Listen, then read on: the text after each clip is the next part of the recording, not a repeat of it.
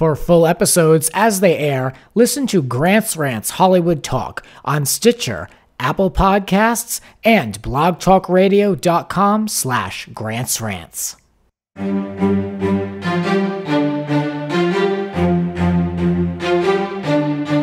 Broadcasting from Hollywood, California, it's Grant's Rants Hollywood Talk. It's all about the current state of reality TV, from Celebrity Big Brother to Undercover High, from Dorit in BH to Vicki in OC, and we look at what should be done with the Real Housewives of New Jersey. Kate Casey joins the Rants to go deep and talk all things unscripted right here. Let the ranting begin. I am joined by comedian, author, and host, Kate Casey. Hello, Kate. How are you? Good. Thanks for coming on Grant's Rants. I feel like you have a very unique accent. I've been told it's a cross between Boston and the Bronx. Okay, I dig that. Yeah, I could hear that. Yeah, I mean, it's, I wanted to lose it when I came out to LA so badly, and then I've embraced it about 5 years ago, and this is it. You know what I mean? This is it. So I want to have a little chat with you about all things reality TV in this episode. Kate Casey, she hosts Reality Life with Kate Casey, a little bit of redundancy right there, but she's hosting this show all about reality TV, so of course I love it. So I figured my audience would love it. So why not get into a huge chat about everything from housewives to house guests and a little bit in between. So let's get started. Kate, do you watch Big Brother at all, any of the versions? I watched Big Brother this year, and then I interviewed a couple. They fell in love on the show. And Mark and Elena, right? Yes. Yeah. So followed the show. I actually remember watching the first season. I just moved to LA, and I remember that season. One of the contestants was this gorgeous girl, and I remember they had some challenge, and she took the challenge. Or it was like you could go into the booth and talk to your family who you haven't seen in 2 weeks, or you can keep playing and get this like stack of money. And it was something like that. She took the stack of money and didn't talk to her family. And I remember people gave her so much crap about it. But that woman, by the way, now created some skincare product. It's like foundation that works for anyone's skin tone to cover marks. And I think she just sold that company and is like a multi-millionaire. Well, maybe it was good money to invest in such company. It was a bad choice. Now you look back, it's like, well, no wonder she didn't like want to talk to her. I can see you after the show is over, but I'm going to take this stack of money and I'm going to invest it into a skincare company. And I'm going to take that company public and you guys can all look like chumps. So good for her. Someone's making a wise decision. I haven't really enjoyed Big Brother too much this last season, but I've been very intrigued by Celebrity Big Brother. I watched the UK version, and I'm like addicted to this current one that's airing. So this one hopefully delivers. It's coming to CBS. We've talked about it on this show. The cast is yet to be revealed. There's a lot of speculation that they're going to reveal it around the Grammys, which air on CBS on January 28th. That's 10 days before the premiere of the show. Are you going to look at it? What do you think? I am. And I'm going to make some predictions of who I think. If I were to use my degree in psychic predictions, one I don't have, I would say we're going to see Carney Wilson, I like Gary her. Busey, Dennis Rodman, maybe Rob and Amber from Survivor, but they have 4 daughters now, so maybe just one of them. Who else? I feel like there's certain people that show up on all these shows. Shayna Moakler, maybe. How do I know her? Where is she from? She was married to Travis Barker, and they had a reality TV show for a while on TV. Then they got divorced. And now she was just on a show this year called Growing Up Supermodel that she produced and starred in. And it was about a bunch of offspring of famous people who are becoming sort of Instagram models. Oh. She was notoriously, she was like a Miss USA a long time ago. And then she had a baby with Oscar De La Hoya. And she married Travis Barker. And then she appeared on the Growing Up Supermodel. So the daughter on Growing Up Supermodel was her daughter with Oscar De La Hoya. That sounds like the caliber of people that we would get on this show. I was curious if they were going to go the ratchet route, if they were trying to go with stars of, D-listers or yesteryear, or if they were trying to go with more of the plug-in tech millennial group of people. So I don't know. I'm curious, but I think you're on the right track. A lot of rumors are surrounding Matt Eisman, Ross Matthews, Black China's been on a lot of people's lists. So I think there's smoke with that one. And the Mooch, Sean Spicer, who I'd rather have a V8 than watch Sean Spicer on a reality show. It's Sean Spicer's not going to do that. There's no way. He's trying to get consulting jobs in communications. He's not going to do that. I don't think Black China will do it because I don't think it would pay enough money for her. I think she probably makes enough money off of Instagram posts that she would need to do it. I don't think Ross Matthews would do it because I don't see him living in that communal living style. I think that would drive him bananas. I'm going to say maybe they're going to throw in like a couple YouTube stars because a millennial is like, whatever, I'm in college, this is no big deal, communal living. But once you're like an adult and you have your own space and maybe you're married or you have a partner, I don't think you're as willing to live in those accommodations. Oh, I was going to throw another name in the hat, Janice Dickinson. I'm going to say that she's good one. I say it is jarring when you look at the pictures of the Celebrity Big Brother studio and how much nicer it is than the regular Big Brother studio. Because when I was interviewing Mark and Elena, they told me that you're only really allowed outside 2 days during the week. Even though they show them working out, there's really almost no time that they give them outside because they move all the production stuff outside. So they're stuck in that house forever. And it was really, it had like puce green, like this disgusting green, purple couches. I would shoot myself. Never. Yeah. No, I know. I look at it and I see that they have the black painted ceiling tiles, like low ceilings full of lights, like that. To not see the outside and to have that be the reality, I think I could do it for maybe 2 days. Never mind, like 5 days out of the week for unlimited time. Horrible. Yeah. I can't imagine it either. And I always watch those shows thinking, I have a hard time leaving my kids for like a couple hours. I just want to, smooch them a little bit. And for me to go somewhere for, 3-4 weeks and not see my kids, that would be way too difficult. Like I'm always baffled by these Bachelor contestants who are single parents. I mean, I understand they find love. However, when you sign that contract, you make an agreement. I will be gone anywhere from, I think it's like 3 days to 6 weeks or something. You don't even know when you're going to come back. So first of all, just to make arrangements for someone to watch your children all that time is insane. But I would just miss my kids too much. Right.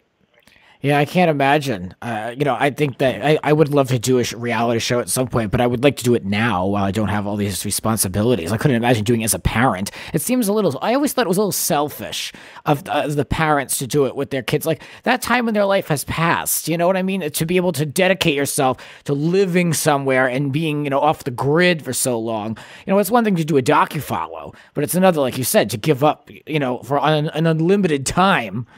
Mm-hmm. Yeah, I don't know. Frankie Grande has appeared on some of these lists. I don't know how you feel about him, but really someone I would rather avoid. Like way below level that we are needed. I think it's, if you're the sister of somebody, you shouldn't be on a list.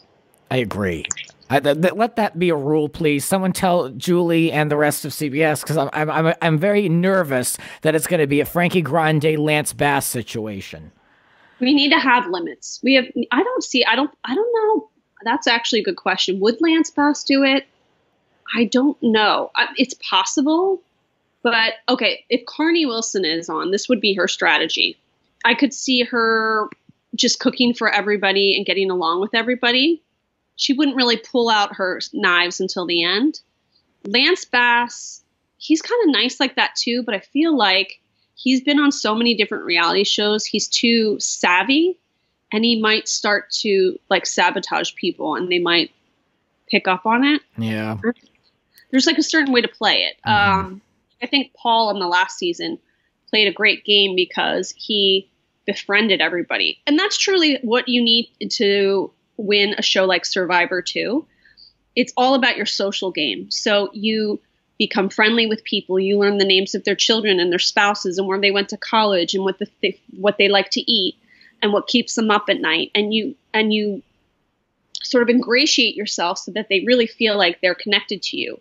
So when it comes to voting, they would feel like they were betraying you, someone that they confided in, if they voted you off. So that's really the best thing you can do. But most of those people who join these shows are narcissists. They're totally consumed with themselves, and they're only a vehicle to get famous in some way or become an Instagram celebrity. So they're so obsessed with their own self that they don't take the time to get to know anybody else, and that is what does them in the end. Right. I agree. It looks like there's going to be about 10 spots open. There's a square table for 10 seats, and I hope one of those seats is for Kathy Griffin. I think that this would be really smart for them to put her on. She's so polarizing. People would be curious, and BBUK uses Celebrity Big Brother to kind of restore the image of certain fallen celebrities. So that I think would be interesting. People would probably love to hate her, but I would be interested. I don't think she's going to do it because I think Kathy's next chapter in life is to become someone who is speaks on behalf of the women's movement. Yeah. She's at an age now where I don't think this is of interest to her anymore.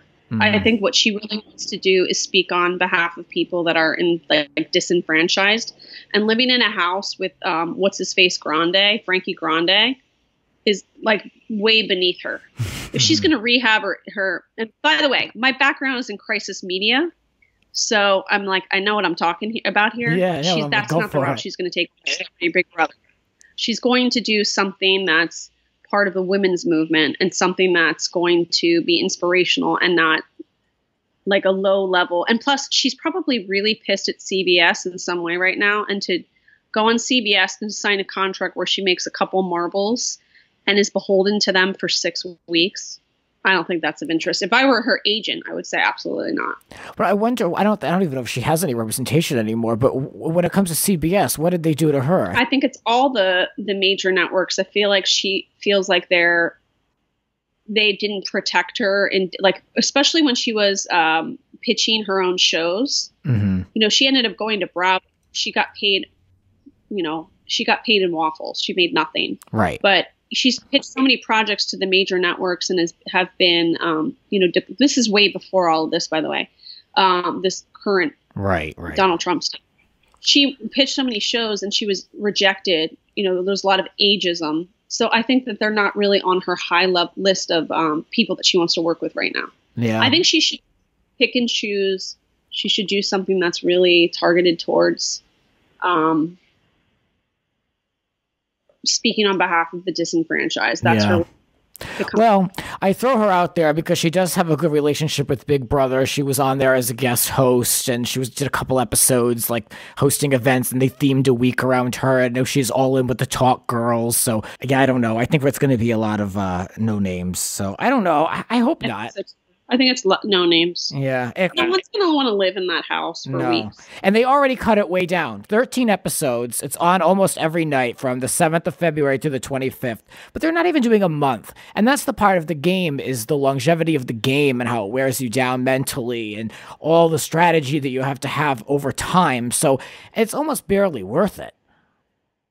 Well, also, they're going to be competing. That's around the Olympics. Right. They're going to be competing with ABC's The Bachelor All-Star Games, and I think they'll get spanked. Oh, those winter games. I just saw the promo for that. I was like, really? I can't. Really cheeseball, too. But I think if you got, some Z-list celebrities living together in a house every single night of the week, I think it's going to be hard to maintain interest for that show. So you're either going to watch that, the Olympics, or the Bachelor All-Star Games. You're probably going to watch the Olympics and then the All-Star Games and then Celebrity Big Brother. Yeah.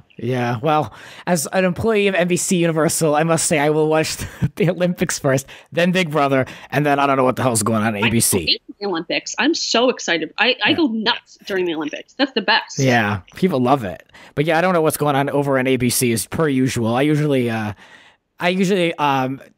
shade them a little bit on the show, just to say the very least. But talking about shade, I've been pretty shady on Twitter about Real Housewives of Beverly Hills. It's becoming the Dorit hour, which isn't the worst thing.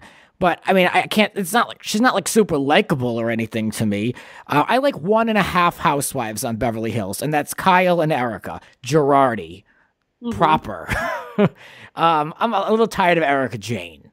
Yeah. So I know you've talked about this on your show, and this Dorit and PK situation. She called Camille a stupid C. What are we thinking of her at this point? Of Dorit? Yeah. This is what I think. I think that she went through season 1. She ended it thinking surprised that people thought she looked like a terrible mom because she bragged about all of her help, her nannies. And we didn't really see her that much with her kids. So I think she went into strategy mode, as they all do in the second season. I'm going to rebrand myself. So I'm going to make a point this season to always talk about my children. Yes. Over the top in every scene. Yes. Okay. Another thing I think happened is that after season 1, she went from obscurity, basically. I mean, sure, she's married to this guy who manages Boy George, but I mean, on a national scale, not many people knew who she was. I know she had like this swimwear line, 5 years ago, but again, not many people knew who she was. She came out of left field. People were like, who the hell is Dorit? So after during the season 1, this person from obscurity all of a sudden is getting all these Instagram followers. People are asking to do collaborations of some sort. And I think it got to her head. And I think that she became, in her own mind, like a superstar. And I think you can see that in the way that her Instagram has become. It's basically her posing in different outfits and with different hairstyles all the time. I don't know if I would look at that, or I would probably guess that her Instagram before she went on Real Housewives did not look anything like what it is now. So I think she lost some authenticity. I do think her ego is like superseding any logic. So we going into second season and she's like, I am a superstar. Because even in the first episode, I felt like in her conversations with the other women, it was like this cocky attitude. Like I've been on the show for, 14 years and I own this place. So that's a little bit weird. But it is interesting how the season 1, it was like, oh, my nannies. Now she's put the nannies away. She doesn't want anybody to know that she is a nanny now. Where did they go? Now she wants everyone to know that she has a makeup team. So I almost feel like she's now transitioned where she's like trying to be the knockoff Euro version of Erica Jane. Which we really don't need. And I like Erica, but to a point. I mean, she's enough. She's flamboyant enough. I can't with it. And the different hair. She loves when people are talking about her new looks and the outrageous outfits.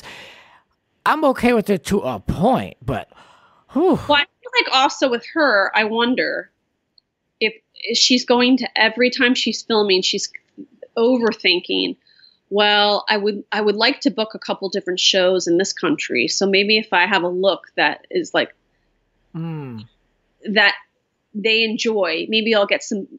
I think if you're going into any scene where you're thinking about how does this relate to my branding? How does this correlate with the message that I'm trying to, like my political message? If you're overthinking that stuff, it's time for you to move on from the show. Because I always say the reason that show was so interesting in the beginning, especially like the first season of a franchise, is you're truly getting people that are their most authentic selves. And it's all about the interpersonal communication. So all of the stuff that's outside of it, like how big their homes are, that's an ancillary part of what makes that show interesting. It's how the women relate to one another as people that makes it interesting. So if you're overthinking it and you're thinking about branding and promoting your products and, editing yourself so you can make people believe that you're different than the person they saw first season, you're not being an authentic version of yourself. And therefore people lose interest in you. So well said. That leads me right into my rant of the day. Rant of the day.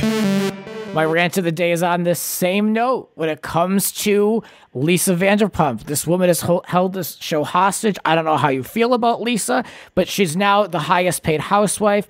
We don't know the exact number, but Nene was paid, the the most paid with $1.5 million a season. So I can only imagine how much. But the way she holds these seasons hostage with all of her charity work and showing her businesses, it should talk about strategy to be able to, be a business person and branding.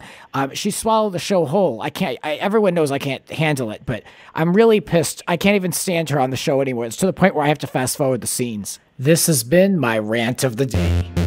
That's my opinion! I have to say, it doesn't upset me as much as the Orange County one does.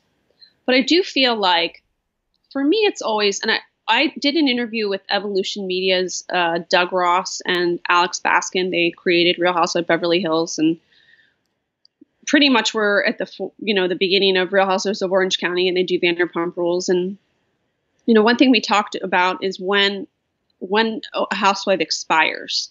Mm-hmm. And they said they always have to look at, has this person's story already been told? And I think that Lisa Vanderpump has probably gotten to that point.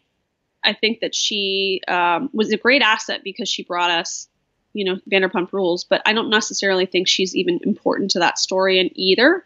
I agree. It's maybe called Vanderpump, but it's more about the relationship with the people that work there or don't work there anymore. But as far as Real Housewives of Beverly Hills goes, I don't know. I don't think she's really necessary to the show anymore because at this point, I feel like I know who she is. I can't imagine I'm going to learn much more about her in another season or two.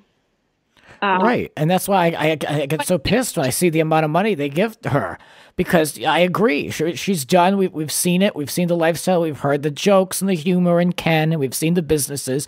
And it pisses me off because that's money that could be used for two other far more interesting, fresh faces. Yeah. I do think in the minds of the producers, one of the things that's hard for them is that when they choose somebody, they're looking at it as a long-term investment.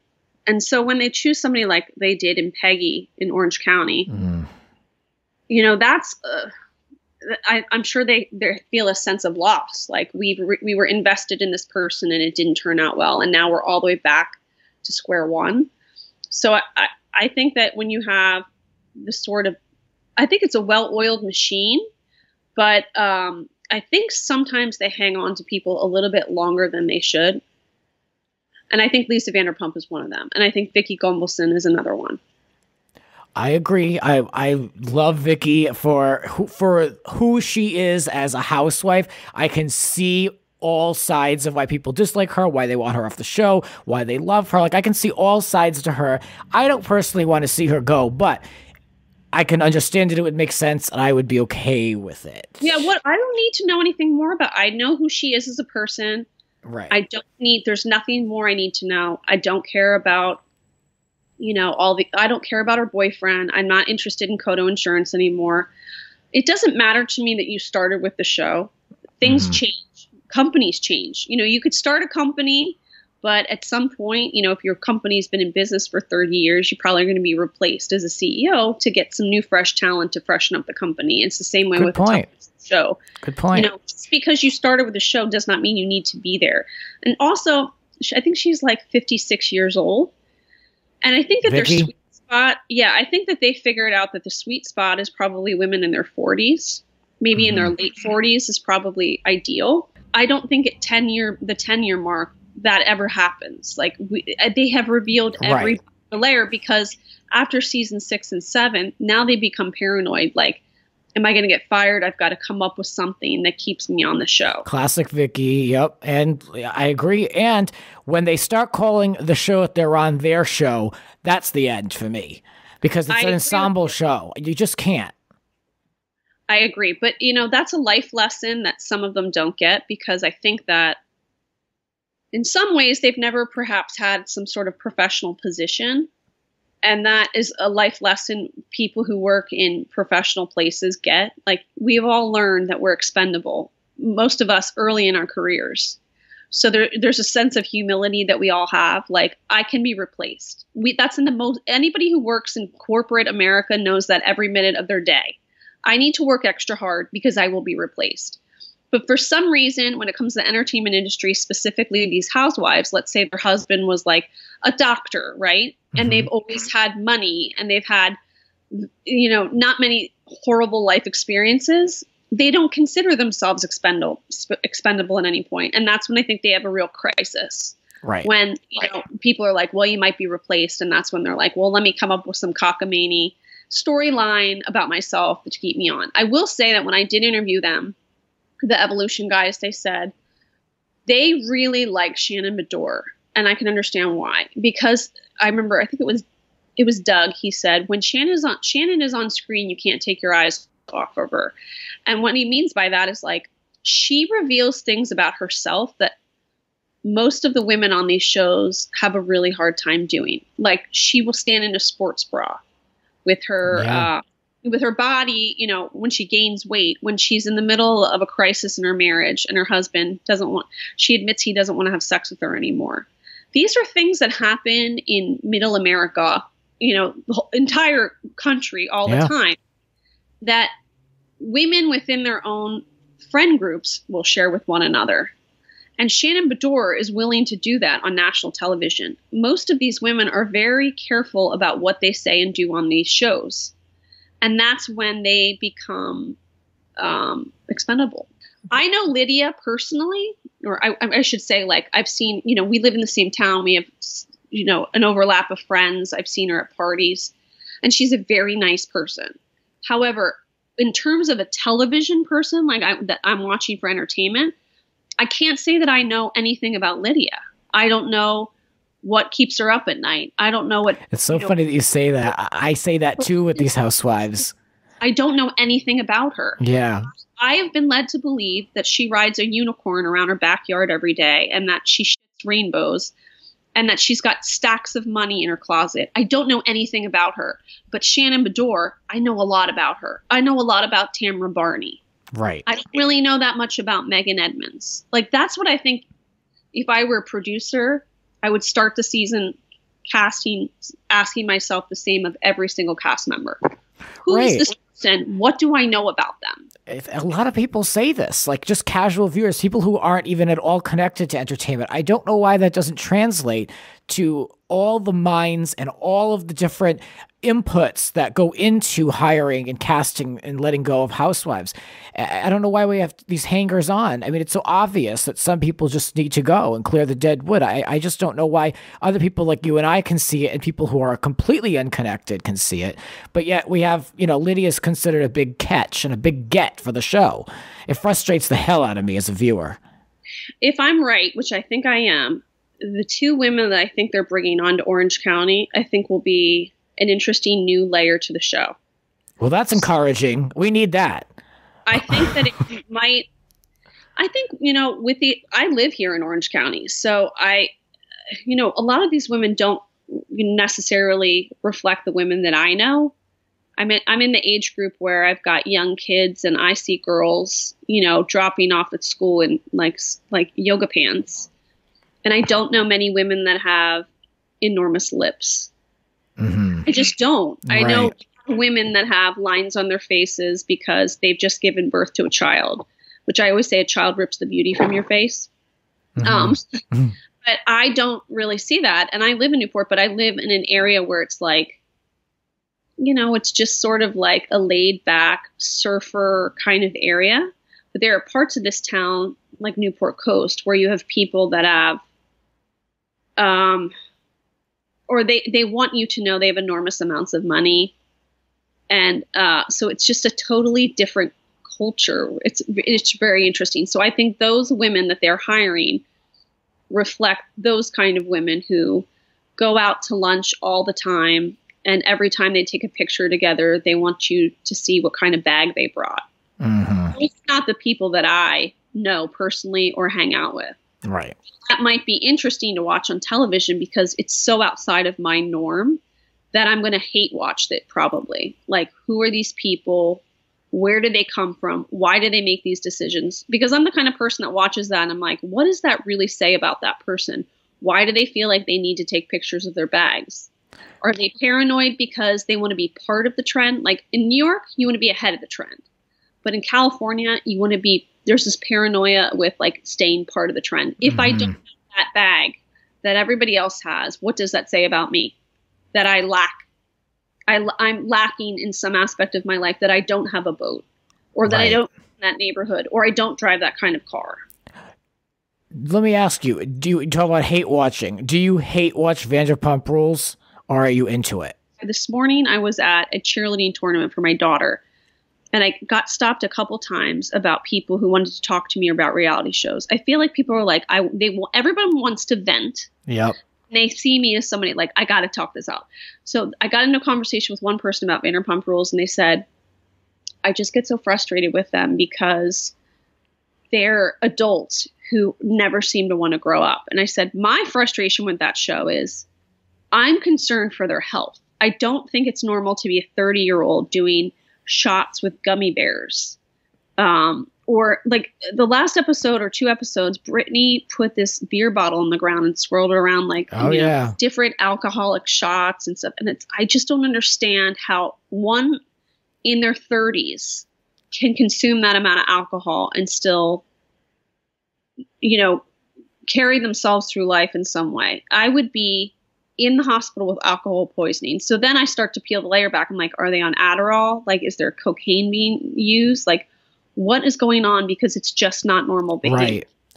I thought the same thing. Like, my friends I talk about all the time, like Jax, he's like pushing 40. Like, when do you like figure something out? Like, when are you sick of that?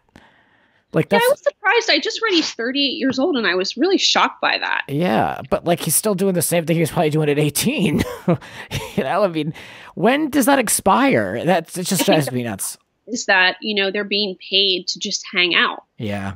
My problem with the Vanderpump Rules in general is, and I enjoyed this season, and I'm not like being too critical on them as I have in the past, because honestly, Vanderpump Rules was never really my show. It was a casual watch. I knew of the people. I knew a lot of my friends watched it, so I tried to get into it for them. However, I'm really into this season, but this group, to me, they live to be on this show, and I don't believe that they have much of a life outside of these relationships and keeping things fresh for this show, especially Sheena. I feel like she lives her life around the production. Yeah. I don't know. I feel like I've hit a wall. Really? Is it just too much? I mean, it's a 6th season, right? I mean, is it just, are you just done? Know how long you can prolong a story about a couple where the man treats the woman like a doormat. Mm-hmm. They're both drinking copious amounts of alcohol. They're sharing living space, but he just continues to treat her like a doormat. Like, as a woman, I don't know how much I can withstand that.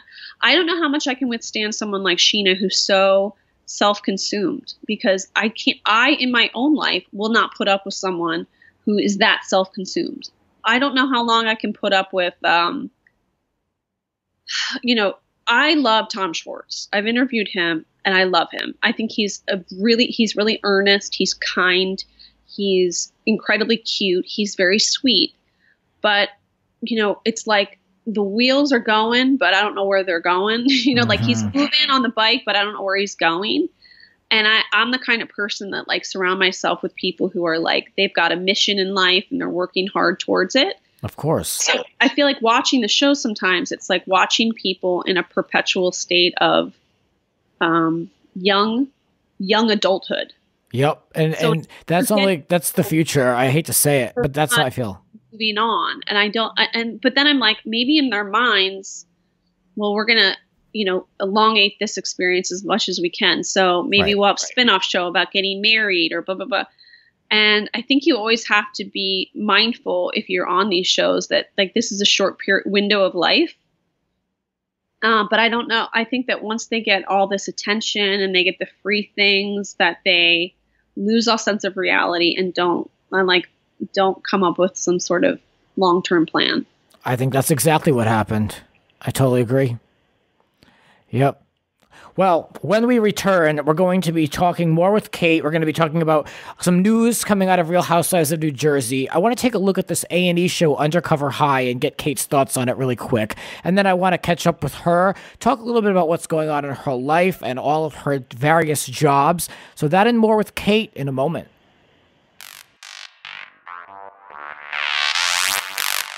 You're listening to Grant's Rants. Subscribe and spread the word. There are a lot more rants to come. Listen anytime on all major podcasting platforms. And now, back to the show. And we're back talking with Kate from Reality Life with Kate Casey, and we're going to be looking at Real Housewives of New Jersey. There's some news coming out of there. Margaret, it looks like her house is in foreclosure. I was really hoping it wasn't true, but if you search her name, unfortunately, that's all that comes up right now. So I kind of feel bad in a way because she delivered as a housewife, and I think that I really enjoy her. So I hate to see some negative press at the tail end of a good season.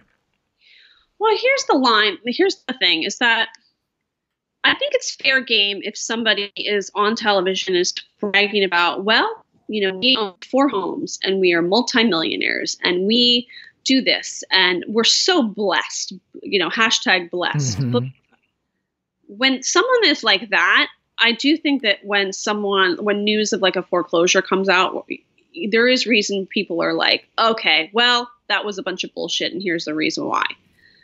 I never felt like Margaret was like that. I think, I remember interviewing, I found her to be really pretty down to earth, and I never found her to be braggadocious, and she just seemed like a person who really worked hard at her company. So when I hear news about that, it's like I turn the page. I almost feel like I'm violating her. I'm crossing a line that I shouldn't. Mm-hmm. I don't know if I really want to know about her finances. The only time I'm like, okay, what's the real deal with finances? Like I said, is when somebody is projecting themselves to be something that they're not. Like Nene. I was all over Nene when it was she, after all the bragging she did. I enjoyed those stories because she needs to be taken down several notches. Yeah, she brags a lot about, well, I am rich. I am rich, rich, rich, rich. So I get it when it's like those stories come out. But I just feel like Margaret, and I guess I also feel a little bit bad because I feel like she had her hard season with Siggy. I just feel like there was so much stuff off camera that went on that I can't imagine. I have to say, I wouldn't be surprised if she didn't come back next season. Margaret? Mm-hmm. Because it's like... I hope so. I mean, if you've been off the show, she still has one more week left of reunion. When people start bringing up your foreclosure, why would you want to go back? Why would you subject yourself to a television show? It's not. What fun did she actually have? The only thing I can say is it's after, and this is what they say, after the show wraps, it's all the press and the traveling. She was at CES. I guess that's how they justify it. They make up for all their appearances and the love they get on Twitter, and I guess somehow it equals out being worth it. But personal attacks and business attacks... They really make money until the 3rd season you're on a show. So she's been only on 1 season. She still had relatively a low number of Instagram followers compared to other people's.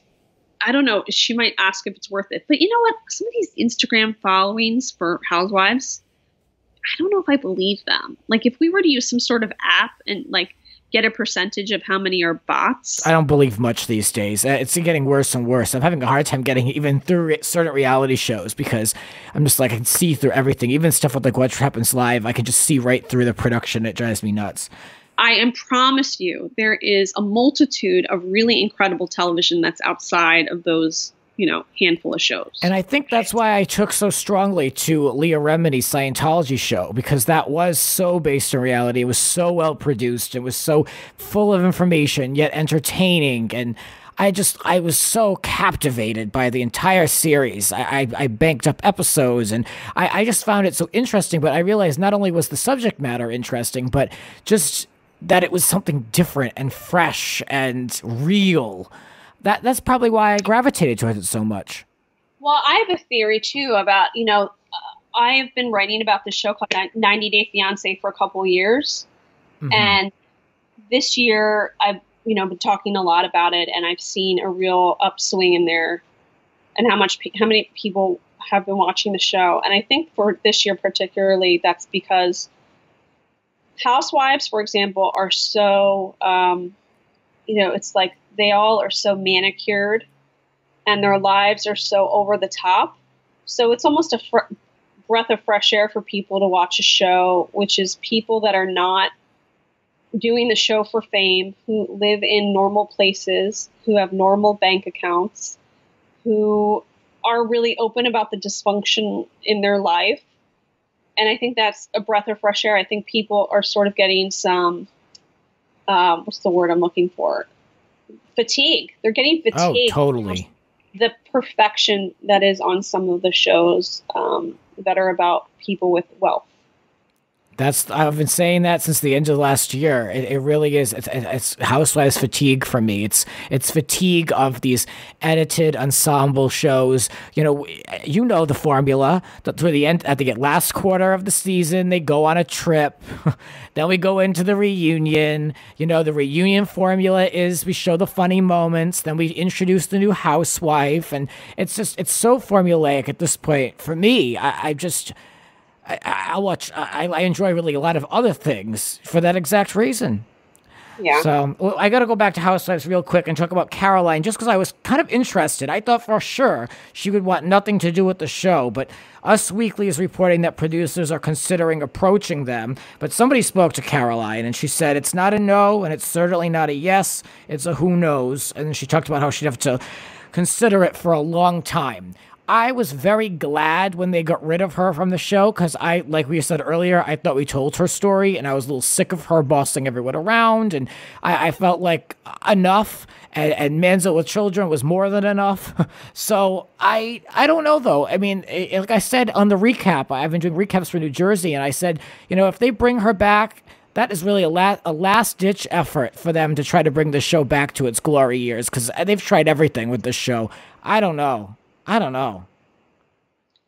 think that show, I think that they need to scrap it and get a whole new cast. I know that's an enormous commitment on their part, but I just think all of their storylines are so boring. Their lives, I'm not interested in any of these people anymore.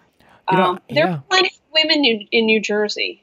There are plenty. My sister lives in New Jersey. Like, I go to her hometown and I'm like, it's like a box of popcorn. Like, I cannot even believe how interesting these people are.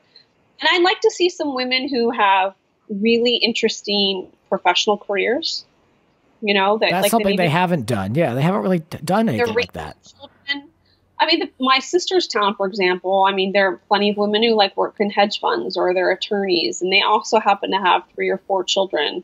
They have interesting husbands, and they have lived in different parts of the world before settling into northern Jersey so they can make a commute into the city. Those people would be really interesting. And I think the whole goal of the Housewives is that it's not just the interpersonal relationships between a group of women, but to really crack open a segment of the population that people don't really necessarily see.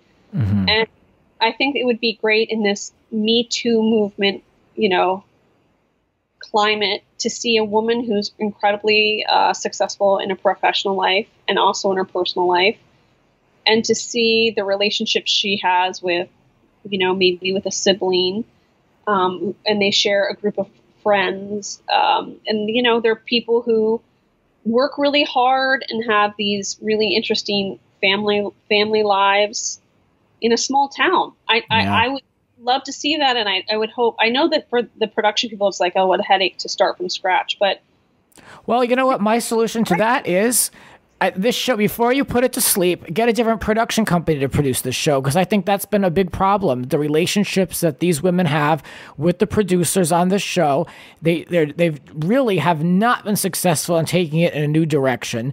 I think before you call it done, put it in the hands of another production company and see what they can do with it. And then at that point, certain shows run their course.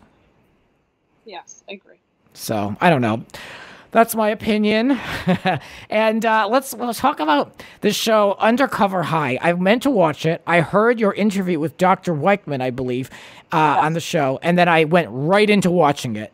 And Oh, good. While it was a little depressing, but it's also very real, very much anti-Housewives. So anyone looking for something really gritty, true to life, we're talking, what state is this in? Kansas. Kansas. Yeah, something completely different from the Housewives universe. But I enjoyed it. I liked that they had the little story arcs with the kids getting acclimated in the friend groups, and we saw the different racial divides within the minorities. Like, it was interesting, but it's also kind of sad to see the next generation of who's coming up. I know. I think it's a real jolt to people because, like the Housewives and some of these other shows, it's like fantasy living. Mm-hmm. And this is a really great show because it really strips down the experience of a high school kid today. And not only that, not only are you getting a window into what's going on in high school, but it's really captivating to hear the experiences of these adults that are planted into the high school. You know, it's interesting to follow this one woman. She's, I think, like 25, and she is pursuing a PhD in, in education. She wants to be a superintendent, mm-hmm. and she looks unusually young for her age, but she said that when she was in high school, she was a bully. So now she's going into schools with the intent of one day being a superintendent, and she's being confronted by bullies. So that's an interesting, layer of the show too, is that some of these adults are reliving their own personal, their own high school experience and discussing what they went through in high school and how things look different with a new set of glasses. Mm-hmm. By the way, it's a great interview too I did with Dr. Jerry Weichman, who's a dear friend of mine, because he kind of goes the extra steps and explains, because he's an adolescent therapist, what's going on in American high school, but gives advice to parents on what you can do to open the lines of communication. And at the end of it, he talked about a drug that the kids are using today that parents are oblivious to because it looks like God. Drive, like a heart, like a drive for your computer. After the interview, I looked it up. It's like a vaporizer, and it's a USB stick that you can charge in your computer, and no one would ever know. It's called the Juul. Yes. It's just frightening stuff. And I mean, I couldn't imagine. Like, I would never want to go back. But the show is really... It wasn't a huge shock to me in a way, because my sister taught in public school and she left. She left because it was rough. It was not about behavior as much. That was a big part of it, but also the way it's structured. It's so government mandated, and you got to move at a certain pace as a teacher. Like, you really can't even stop long enough to even care if someone's falling behind. You have to really be a special person and go the extra mile for very little money. I want you to do this for me. When you have time, which I know you don't have a lot of time, but there was a show that you would love so much, and you can find it on, I believe you can find it on YouTube, and it was called American High. It aired in 2001, and it aired on Fox, and it was a drama series, like a reality show that followed the lives of a group of suburban Chicago high school students. You're going to watch it, and then you're going to Google to find these kids and to see if you could get an update on them, because that's my problem too, is like, I watch a show and I'm so invested in them and I want the best for people that I'm like, okay, well, what happened afterward? And I think that would be a great show for me to revisit and to go back and find people that were on it and ask them, like, how did this impact you in life, having your life filmed? Where are they now? Yeah. But if you want to check out Undercover High, you can find that over on A&E, and I recommend it. It was an interesting watch. I didn't know if I was going to like it, but I think I'm going to keep up with it, so... Well, I want to talk with you now. I want to turn the tables and talk about reality life. And I want you to kind of describe the show for those who aren't aware. Describe the show and kind of the origin of it and where it's gone. Okay, so Reality Life with Kate Casey is my brainchild. I came up with the show because I have always, I've always been fascinated by reality television. I remember watching the first season of Real World while I was home on a summer vacation from high school, and watching an entire marathon of New York episodes while I cleaned my mom's house. So I'm just the kind of person that when I was a kid, I would endlessly look at my mom's high school yearbook and ask her about the people in the yearbook. What was their name? Where did they live? What were their siblings' names? When you went back to the reunion, what were they like? Were they married? Et cetera, et cetera. So I'm just somebody who always loved shows like that, but I've also been interested in like what happened to those people.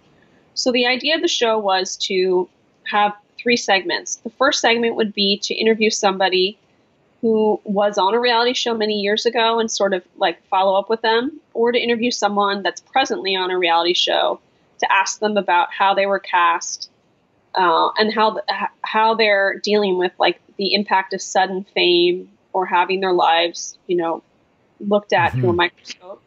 And then the other two segments, I choose different reality shows on television, and I ask both famous and non-famous guests to watch the episode and then for us to talk about it. So your full experience of an episode is to talk to somebody who is on a reality show and to hear from somebody who's viewing a reality show. So it's like a full circle reality television like experience. And lastly, I would explain it as a celebration of reality television. Mm-hmm. I would definitely describe it as an experience. The idea that you have 3 different segments that are unique with different perspectives really make it feel like a complete show, like a almost as if you're listening to a full Sirius XM show. There's a lot in it. I'm sure it takes a lot of time to produce and to coordinate. I mean, it's hard enough to get one person to do this show, so it must be a lot to coordinate such a show. It's a tremendous amount of work, and it's a good thing that I love it so much, because otherwise I'd slam my head against a wall, although I still do that sometimes. I can relate. The trickiest part for me is to hunt down people on reality shows. I never have a problem finding people to review a show, because it's so many people watch shows, and it's just it's a good laugh. But the problem for me is booking them, because, here's the number one problem is podcasts are a new medium and not everybody understands it. So I have to explain the value of it, which is quite frustrating. Mm-hmm. But also, I think that sometimes people they haven't really wrapped their brain around the experience yet. I don't know if they really have enough perspective to talk about it without being extremely thoughtful about their answers. Sometimes my best interviews are people that I haven't been on show for a while. Like, one of my favorite interviews was with Mike the Situation from Jersey Shore. And a lot of people are like, that guy's an asshole. He actually was quite nice. And what I liked about him was he was really honest about the experience that he had. I was really high when I was filming that. I was, drinking. I was high. I had no sense of myself. I treated people poorly. It was really hard for me to deal with being famous so quickly. I didn't know how to manage my finances. Like, he was really honest about it. Or talking to Rachel Campos Duffy, who was on the third season of Real World in San Francisco. She was on the season with Pedro Zamora, who was the first person on television to be open about having HIV, and how that really shifted the American perspective on HIV, and her experience being on that show and being a part of Pedro's life, and how that sort of changed her life. So I like stuff like that, which is more like an anthropological look on the experience of reality TV. But I also really enjoy talking to people who are on shows now. Like, I have an upcoming episode next week where I chatted with a girl from Siesta Key. Mm-hmm. It's, 22 years old, but it's the second season of the show. And in the first season, she was made fun of by 2 male cast members about her weight. And as a person who, like, as a woman watching it, it was enormously frustrating, because she's at an age where you're so impressionable, and she's, that's magnified being a figure on national television. And I was really proud of her and inspired by how she stood up for herself on TV and said, it's absolutely outrageous for you to comment on my weight. And how in the months since filming ended, how so many people, both men and women, have come to her and said, you should never let somebody body shame you. And this is no reflection of who you are. It's more of the person that says those things. And to have that life experience and to have that perspective at 22, I thought was really fantastic. Mm-hmm. So I would hope that young girls listen to it and the message that she has, because, all of us as young women are worried about how we look and our weight. And this is a girl on national TV on a show where women are in bikinis with this like filter to look perfect. And these 2 guys who are just losers are saying, like, you should stop eating. You should not eat today. And yeah, it's just outrageous. So anyway, that's great too. I just really like talking to people, I mean, it's really no different than my normal day where I, can sit at a taco place and end up in a 45-minute conversation with the person next to me about, what's going on in their life. So right. I find it all really interesting. And I have such a great laugh connecting with people all over the country who write to me and say, I would love to be a guest because I just came upon the show and my perspective is interesting because I am in the mental health field, or I may be an orthopedic surgeon. However, I can't stop watching Vanderpump Rules and I'd love to. Yeah. So it's been great. It's been great. It's a lot of work, but it's the most fun that I've ever had in my life. My life before this was media consulting for law firms, and I was like a crisis media expert for people. Mm-hmm. Very different. Yeah. Very different and very serious. Very. And this is just, a good fun. And the great thing is that I have 4 small children and I get to do it while I'm at home and still be super involved with the kids, but also feel like I've got a hand in the entertainment industry, which is not an easy thing to do at all, let alone when you are married with children. So it's been really fun and the inspiration is endless. So it's been great. That's wonderful. As someone who produces podcasts professionally for a living, I'm familiar with all the different ways of reaching out to guests and talent. How do you get people to be courted onto your show? Well, I pride myself in somebody who understands media. So, I have a professional pitch, obviously, that I use when I go to somebody. And I really have worked hard to cultivate relationships with people who work in media and different networks.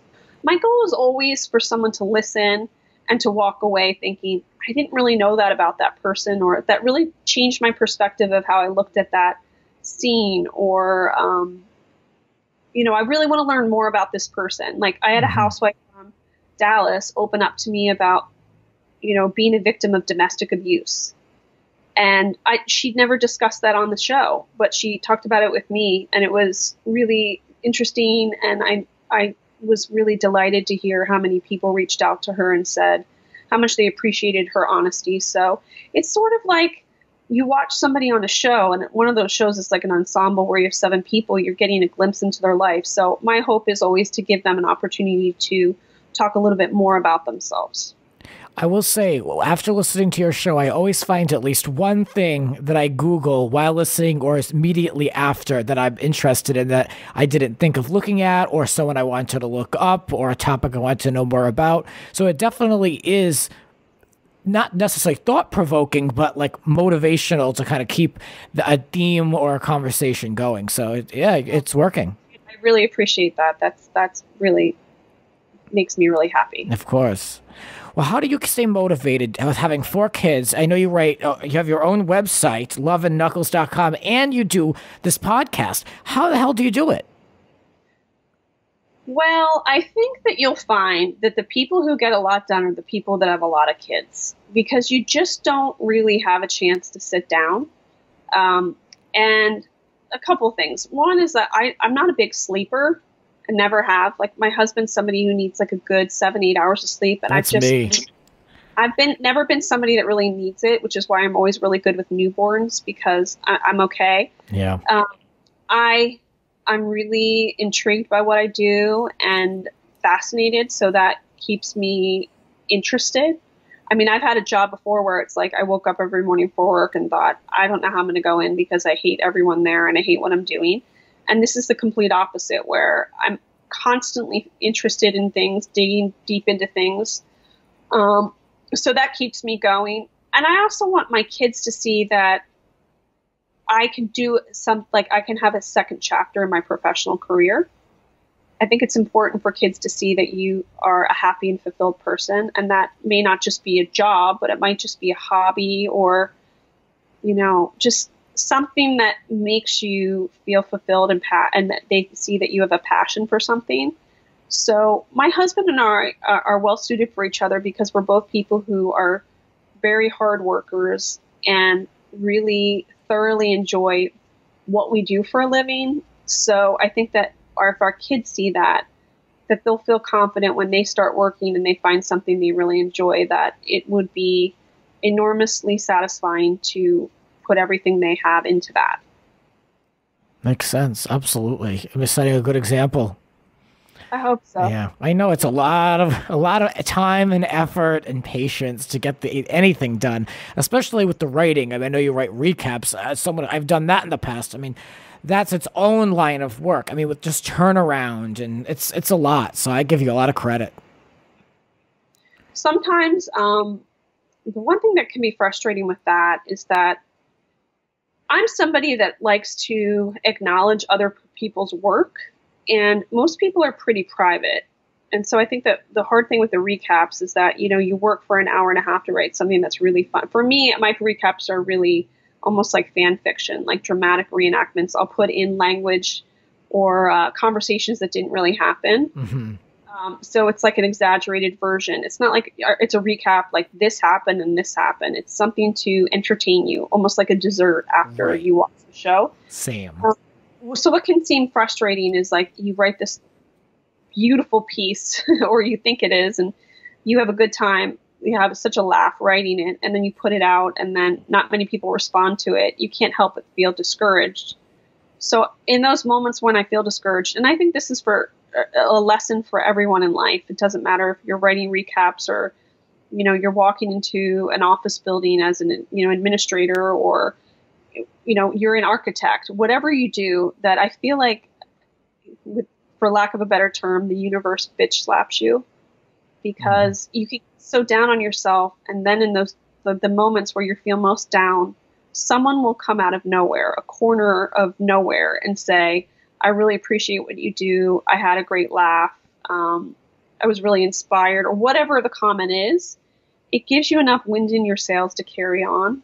And if you connect all those experiences, you will see that you're doing the right thing. I've had the same experience with this show, and it's gotten me through periods of unemployment and bad jobs, and I've moments where it's just so much work. But then I connect those dots, and I say, wow, like, it really is, it's entertaining people, and that's what I really feel like I'm here to do anyway, but it really makes it all worth it. It makes me continue. Even as simple as a quick DM, it really does add to the value, so much so that it's just, I'm so thankful to even have the show, I don't really necessarily worry about numbers as much as I used to, because I'm just grateful just to have the show. Yeah. I mean, even like today, like at the cheerleading tournament, this woman said, oh, I listened to your podcast, and it was as if she just gave me a gold medal, because it just feels like, everyone likes to feel like there's a purpose to the work that they do. And the important thing for me is just about connection with people. I think if we all kind of look at those moments and just have gratitude for connection, we would feel much more fulfilled. That's exactly how I live my life. It's never lost on me when someone makes the effort to not only listen, but to tell me they listened, and tell me a point that they liked, or that they read something, or they even just retweet something as simple as pressing a button.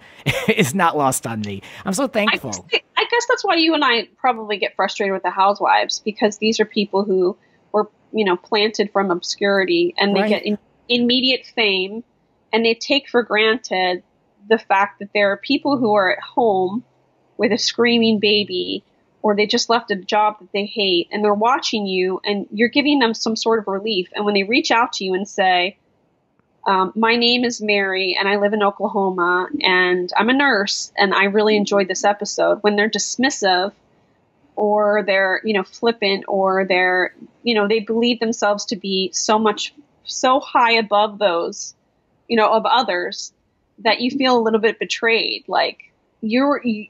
You were not what I thought you were. You're not, you and I are more alike than you realize.